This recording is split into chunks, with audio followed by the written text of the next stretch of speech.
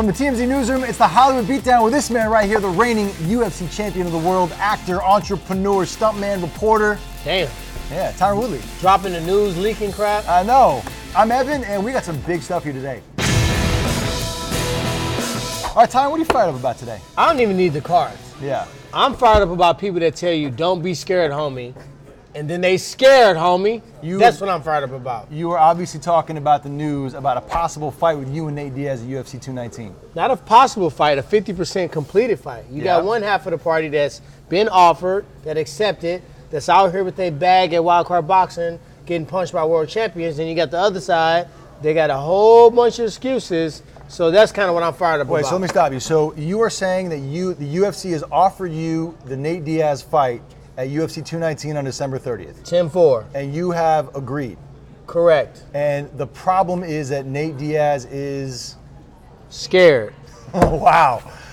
Why hasn't he signed the papers? Because guys in our sport bump their gums quite a bit, and they get you to think that they're these huge, tough guys, they're these gangsters, and then they'll fight anybody, anytime. And then when you get in front of a person like me, then the crickets start to come out, then they don't really want to fight. It happened with Bisping, it happened with George St. Pierre, it happened with Conor McGregor, it happened with Nick Diaz, big brother, and now it's happening with baby brother, so I guess it's in the bloodline. Okay, now we've spoken with Dana White before, and he said that they've tried to get Nate and Nick Diaz to accept fights before, and they just haven't done it.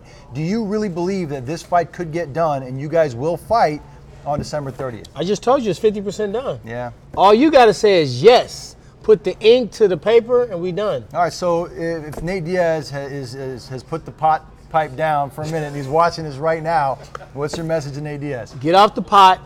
Quit crapping yourself. You done took plenty of butt whoopings before. This ain't going to be anything different. Get your big paycheck and drift off into the fall. Okay, I'm glad you said that. Nate Diaz connected to Conor McGregor. Yeah. Right, everybody knows him. Most people outside UFC know him because he fought You see what I'm Conor doing? McGregor. I do. What kind of money are we talking about in this kind of a fight? Are we talking about millions of dollars, tens of millions of dollars? For me and him? Yeah. Oh, you got to be talking millions of dollars. Yeah. I mean, I don't want to just be walking around there fighting for peanuts, but at the end of the day, you know, you fight a fight that profile. You fought against Conor McGregor twice. His profile is raised. So what I'm trying to do is I'm just trying to just capture the legends, take their steam, and just make it my own. Okay, so it's absorbing their power. Right.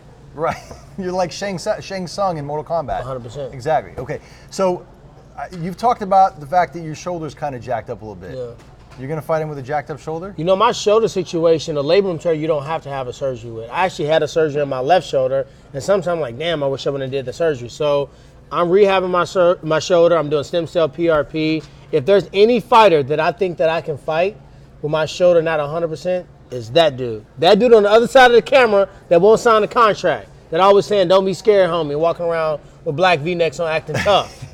He stocked and slapped Dana White once. Well, bring it over this way. What happens if he tries to stock and slap you? I'm a Ferguson stump him. You're going to Ferguson stump him? Yeah. I cannot wait to see this fight. I hope it happens. Should I book my hotel room? You should book your hotel room. Hey, Nate, don't waste this man money. Yeah. He done booked his flight. I want to go to Vegas. Book this hotel room. You got the same amount of time. All you got to say, he's a welterweight, fight Conor at welterweight. I'm a real welterweight. Let's get the money. You got a chance to win a belt. What do you got to lose? Yeah. All right, it's time for a new segment we're going to call, Is This a Thing? And the thing that I want to know about is snorting workout powder before a workout. Is this a thing? No, it's not a thing. Okay, Let's not make it one either. Yeah, and here's what I want to ask, okay? It all stems with Rich Piana. He's a very famous bodybuilder. He passed away back in August. It was a tragedy. He was a really nice guy. People really liked him. He was only 46 years old. When investigators were going through his stuff and trying to figure out how he died, they found white powder at his apartment, and it turned out it was workout powder, pre-workout powder. Not the cocaine, not the No, cocaine. it wasn't cocaine. It wasn't any illegal drug. It was a workout powder, and his girlfriend told police that he would often snort workout powder before a workout. So look. First off, let's RIP. Yeah, Rest in peace. Again, don't get us. People really liked him, and sound like a good guy. Passed away. But, sound obsessed though. That's what happened. Yeah, I guess my question is it a thing in the gym community and bodybuilders? You're in pretty good shape. Have you ever seen anybody do a line of that pre? A line of No, I've never seen that, and I think it was just plain out obsession. I think he might have taken all these different supplements, saw the results, and just wanted more and wanted more. Sometimes when you get to that level, they look for those small gains. They just want a little bit more, and maybe that's what he did. This is not a thing. Young people, you would not get any extra pump by taking a line of that pre. Do not do it.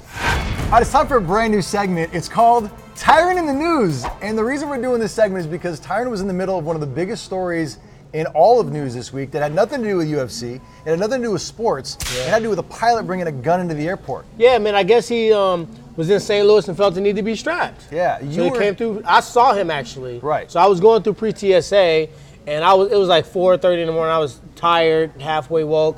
And I seen a police officer had him against the wall, like, we don't play around here. And I'm like, damn, this dude must have did something bad. Yeah. So they had him cuffed up. They actually had 2 pilots cuffed up. Right. Now one got arrested. You were at the St. Louis airport. You were getting on a flight bound for Los Angeles. Yeah. And the pilot was arrested because officials say he brought a loaded 9mm through security. Yes, he was going to be flying the plane. So. Okay. Let me ask you a question. Yeah. Because on the surface, it looks like, okay, maybe this guy was just trying to bring a gun. Maybe he forgot it was in his bag or something like that. Yeah. Does it scare you that maybe it wasn't that maybe there was something else? I'm with it. As long as you got it permitted. I don't think he had a permit. I think that was the problem. That's right. That's why I'm like. If he had it legally licensed, if my pilot wanted to be strapped, I feel a little bit more comfortable. You're okay with that? I don't think he's going to lead a pit and come out representing for us. I don't think that's going to happen. But, you know, the funny story is that night, I was like, you know what? I had my backpack. I said, all right, you know what? Let me take my firearm out, which I do have a permit for because I already know the Twitter people are going to go crazy.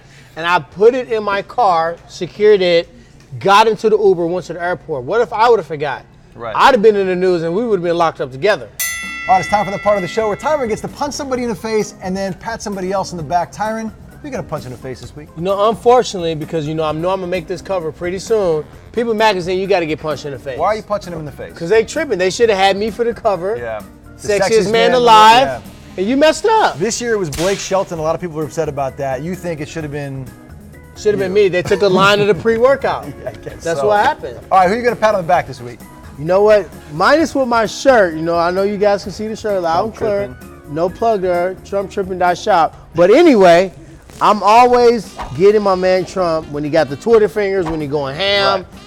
Right. He got these basketball players that was still in sunglasses. Yeah. He got them brought back over to the U.S. They could have did some time. So you think because he went and he helped them get out of China, the UCLA basketball players, back to the United States, he gets a pat on the back for that? More so since he's been doing so much crazy stuff and it's been tripping so much. Yeah. He do one good thing, I'm going to go ahead and pat him on the back. Remember this day. Remember this day. It might not happen again. Wherever you at, it might not happen again. You're going to get a pat this week. All right, that's going to do it for the Hollywood Beatdown. Tyron, tell the people what they should do. If you're on the YouTube channel, you're watching this now, go down and subscribe, block out, because we're going to hit you every week with it. And plus, there's other videos on the TMZ Sports page that you need to check out. Yeah. If you're not on the page, you're on the Facebook page, thank you for going there. But then take your butt over to the YouTube page and then subscribe as well. You got a final message for Nate before we go? Man, don't be scared, homie. I'm using your own stuff on you. See you next week.